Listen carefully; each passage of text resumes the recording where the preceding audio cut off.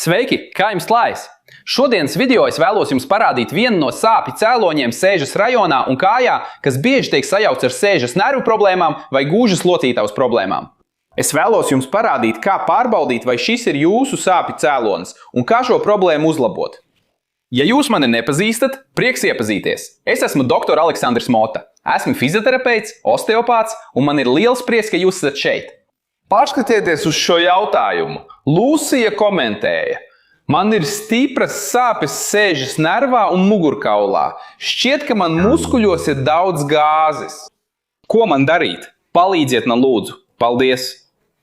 Es jau esmu izveidojis vairākus video, kuros runāju par sēžas nerva problēmām, par gūžas locītavas problēmām.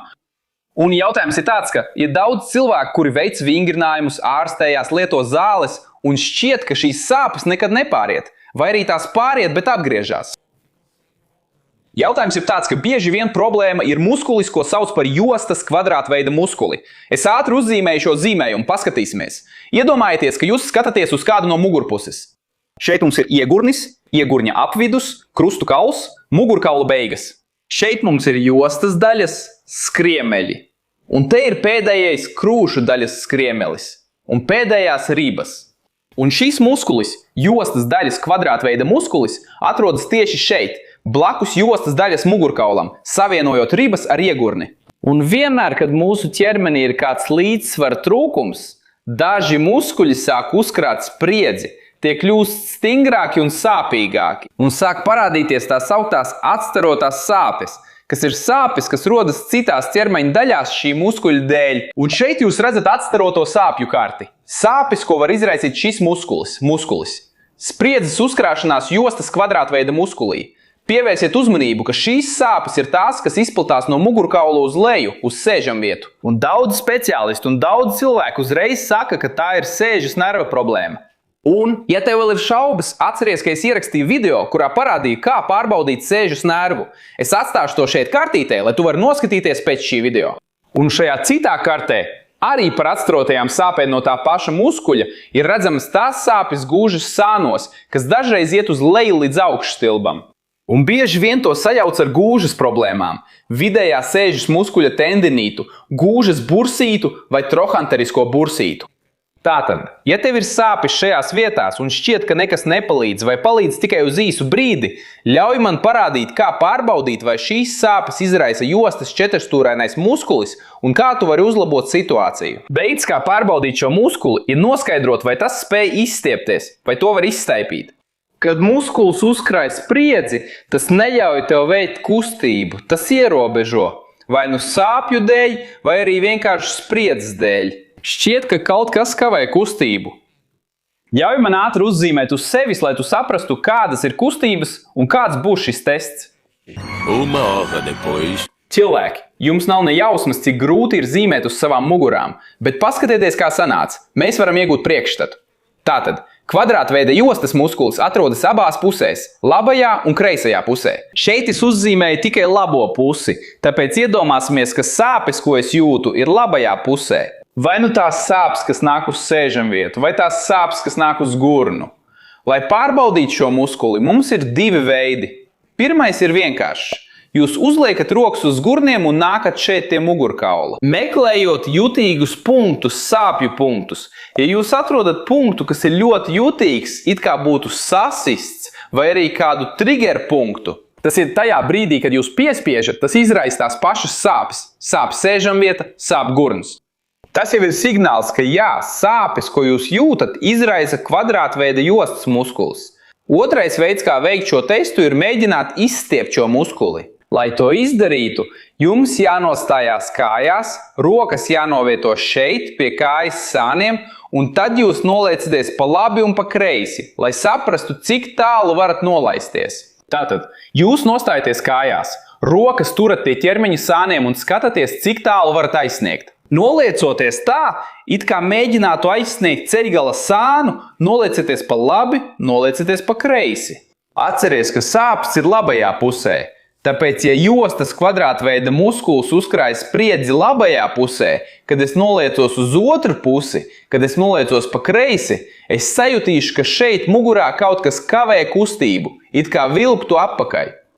Vai arī es sajutīšu sāpes, kad noliecos pa kreisi? Šķiet, ka tiek izstiepta kāda savainota vieta. Sāpes ir labajā pusē. Tu pārbaudi noliecoties pa kreisi. Nolaid kreiso roku, it kā gribētu pieskarties ceļgalam. Ja tu vari noliekties daudz mazāk pa kreisi, vai arī, kad noliecies, sajūti vilkšanu mugurā vai sāpes. Jā, tas ir signāls, ka kvadrātveida jostas muskulis izraisa šo problēmu. Un es jau arī teicu, ka šī kustība, noliekties uz vienu vai otru pusi, ir saistīta ar krustu kaulu. Es šeit kartītē atstāju vēl vienu video, kurā es parādu, kā uzlabot krustu kaulu un sakroiliālo locītavu. Pirmais veids, kā uzlabot šo problēmu, ir tieši atrast to jutīgāko punktu.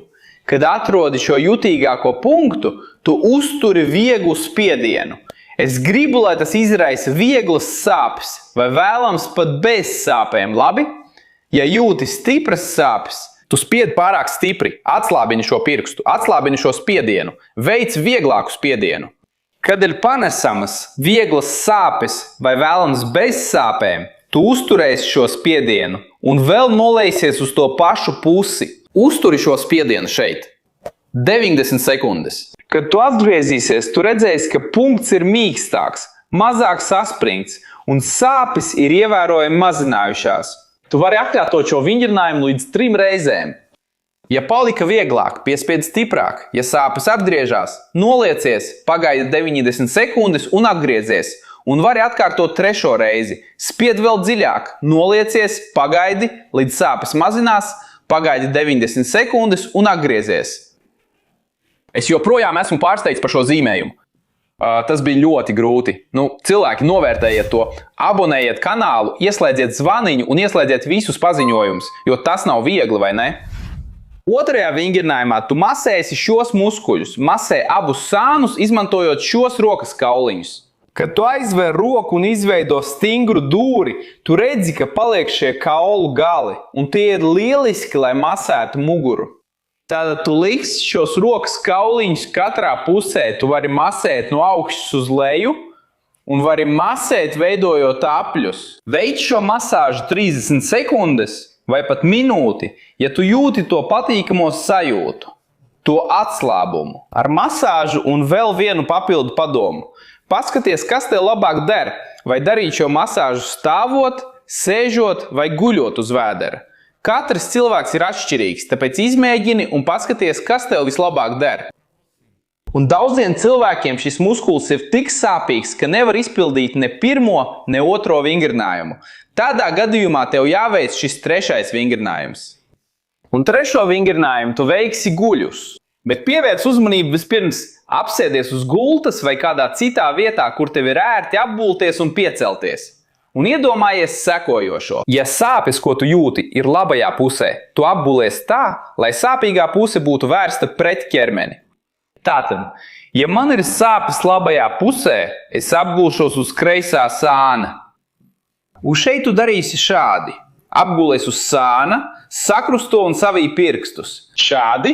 Liec šeit uz labās krūšu puses un ļauj rokas svaram pagriezt tavu ķermeni, it kā tu gribētu atgriezt krūtis pret griestiem. Dari to lēnām, līdz brīdim, kad tev ir ērti. Kad esi sasniedzis robežu, kur jūti, ka stiepjas, tu sajūti, ka stiepjas jostas daļas kvadrātveida muskulis, bet tas nesagādā sāpes. Tu paliksi šajā pozīcijā 3 minūtes elpojot, ļoti mierīgi, ļoti klusi, atslābināti veicot lēnu, dziļu elpošanu. Katru reizi, kad tu elpo lēnāk, īpaši izelpojot, tu palīdzēsi izstiept, pastiept un atslābināt jostas daļas kvadrātveida muskuli, tāpēc vienkārši paliec šeit, izbaudi un sajūti atslābumu. Un es vēlos tev pastāstīt par 2 ieradumiem, kurus tu iespējams dari un kas var izraisīt šo spriedzes uzkrāšanos jostas daļas kvadrātveida muskulī. Pirmkārt, ja tu sēdi ar sakrustotām kājām, piemēram, ja tev ir sāpes labajā pusē, tavs labās puses muskulis uzkrāj spriedzi. Pievērs uzmanību, vai kad tu sēdi, tu nekrusto labo kāju pāri kreisajai. Vai arī daudz vīrieši tā dara. Ieliek maku, dažreiz ļoti lielu maku, aizmugurējā kabatā. Un tad ir tā, it kā tu sēdētu uz spilvena. Tavs iegurnis vienmēr būs šķīps. Un tad, lai aizsargātu mugurkaulu, tā pusi, kas ir augstāk, šis muskulis sāk vairāk saspringt, vairāk sarauties. Tad pastāsti man komentāros, vai šie vingrinājumi tev palīdzēja, vai tie tev palīdzēja, vai tu iemācījies kaut ko jaunu. Pateicies man! Nospiežot patīk šeit zemāk, tavs patīk palīdz tev, palīdz citiem cilvēkiem un palīdz mūsu kanālam augt. Un es saku, ka šis kanāls ir mūsu, jo es gribu, lai tu sūti šos padomus un visus padomus no šī kanāla. Tiem, kam ir sāpes, dalies ar to WhatsApp grupās, nosūti kādam, par kuru zini, ka viņš izjūt šīs sāpes. Es šeit augšā atstāju video, kurā es runāju par citu muskuli, kas ir liels muguras sāpju un gūžas sāpju izraisītājs. Vienkārši uzklišķini un noskaties. Un šeit apakšā ir vesels atskaņošanas saraksts par gūžas sāpēm, ko vari skatīties pēc kārtas. Ja video tur ir, tas var palīdzēt tiem, kam ir sāpes gūžā. Es šeit arī beigšu. Liels sveiciens un līdz nākamajai reizei!